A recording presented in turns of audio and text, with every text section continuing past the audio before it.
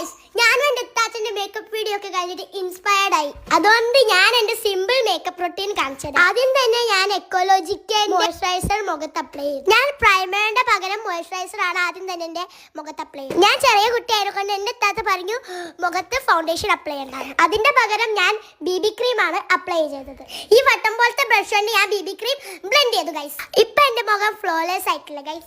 ഇനി എൻ്റെ ജീവനായ ബ്ലഷ് ആണ് ഞാൻ അപ്ലൈ ചെയ്യാൻ പോകുന്നത്. എൻ്റെ ജെൻസി താത്ത ചെറുതാവുമ്പോൾ ഇതിന് റോസ് പൗഡർ എന്നായിരുന്നു പറയില്ല guys. But I am Gen Alpha guys, so I call that blush. But guys എനിക്ക് ഐലൈനർ എഴുതാൻ അറിയില്ല.